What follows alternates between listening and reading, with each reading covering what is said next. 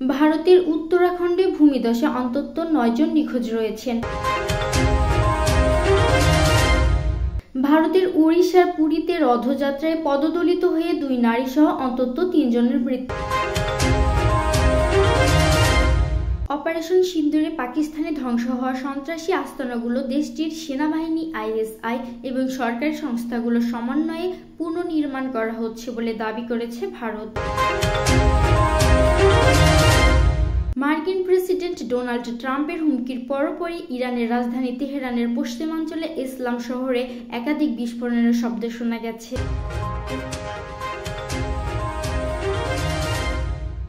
ভারতের উত্তরাখণ্ডে ভূমিধসে অন্তত 9 জন নিখোঁজ রয়েছেন। রোববার ভোরে প্রচণ্ড ঝড় বৃষ্টি শুরু হলে এই ভূমিধসের ঘটনা ঘটে। পুলিশ জানায়, উত্তরকাশীর যমুনোত্রী জাতীয় মহাসড়কের পাশে শিলাই বেন্ডের কাছে তীব্র বৃষ্টিপাতে ভূমিধস হয়। ভূমিধসের সময় ক্যাম্পসাইটে প্রায় 19 জন শ্রমিক উপস্থিত ছিলেন। তাদের মধ্যে 9 জন নিখোঁজ হন এবং 10 জনকে উদ্ধার করা হয়।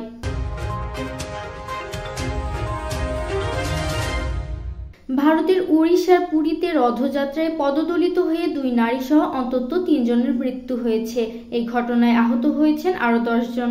রোববার স্থানীয় সময় ভোর 4:30টার দিকে শ্রী গুন্ডিচা মন্দিরের কাছে এই ঘটনা ঘটে।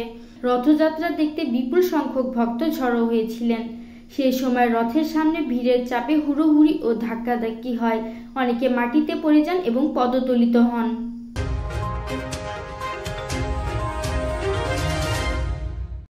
অপারেশন সিন্দুরে পাকিস্তানে ধ্বংস হওয়া সন্ত্রাসী আস্তানাগুলো দেশটির সেনাবাহিনী, ISI এবং সরকারি সংস্থাগুলোর সমন্বয়ে পুনর্নির্মাণ করা হচ্ছে বলে দাবি করেছে ভারত।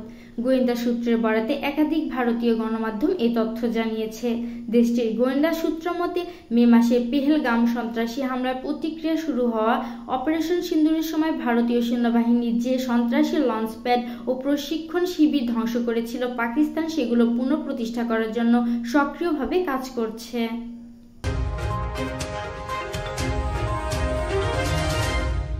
মার্কিন প্রেসিডেন্ট ডোনাল্ড ট্রাম্পের হুমকির পরপরই ইরানের রাজধানী তেহরানের পশ্চিমাঞ্চলে ইসলাম শহরে একাধিক বিস্ফোরণের শব্দ শোনা গেছে। অঞ্চলটিতে সঙ্গে সঙ্গে আকাশ প্রতিরক্ষা ব্যবস্থা চালু করা হয়েছে বলে জানিয়েছে সেখানকার কর্তৃপক্ষ। এখন পর্যন্ত ক্ষয়ক্ষতি বা হতাহতের কোনো খবর পাওয়া যায়নি।